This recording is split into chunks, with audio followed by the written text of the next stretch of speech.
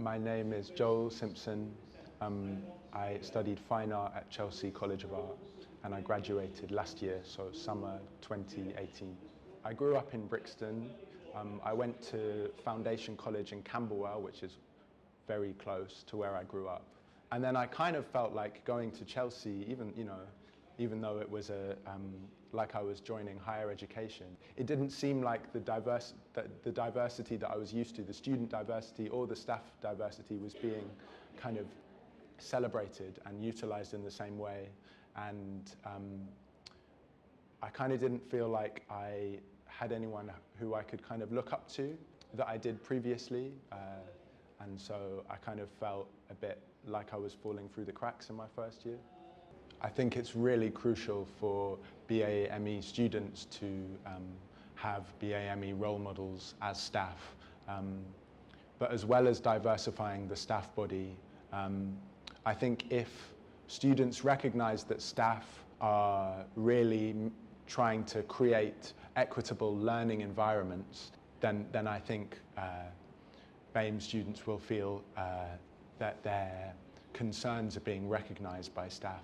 If they can recognize that staff have that same eagerness, that same kind of urge to address the attainment gap, to address some of the issues that students are encountering on a daily basis, then I think that is key. One of the things that I think is most important for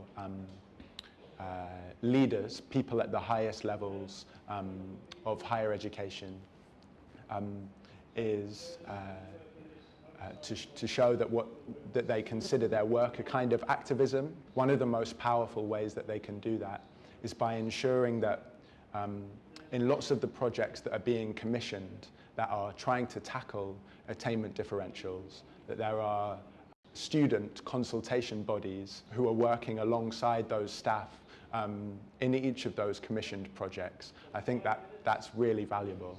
I think it's definitely key that staff interrogate the data behind attainment gaps, but they definitely need to understand the nuances, the factors that lead to those attainment gaps, and that can only really be gained by immersing themselves within the student body, getting a clear understanding of students' day-to-day lives, how students move through the college, how sometimes it can be the smallest things that affect a student's mindset. The Creative Mindsets project helped to open up conversations about race here at UAL, in that it was compulsory for a number of first-year courses for students who were arriving.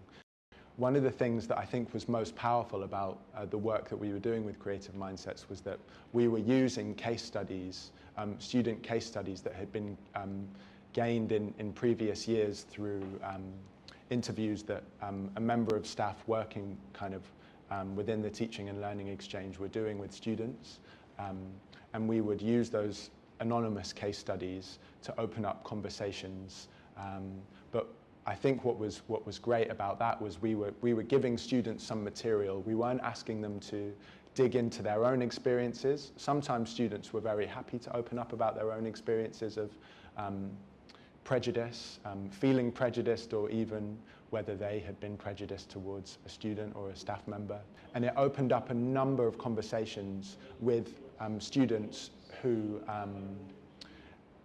began to develop a vocabulary with which to notice when prejudice is happening within student-staff context. We have this great project called Decolonizing the Curriculum, and we have a zine that's been circulated around all the colleges. There's been this fantastic project that loads of students have engaged with, and there's loads of student and staff input into the zine. But one of the things that I think has been interesting through that project is understanding that we could branch out our understanding of decolonizing the curriculum by understanding how the university could think through a decolonial lens about what is happening around us in our city, and how that also affects students. Students often are kind of traveling to university from areas that are undergoing rapid change, and this in itself is part of a much larger kind of matrix of discrimination.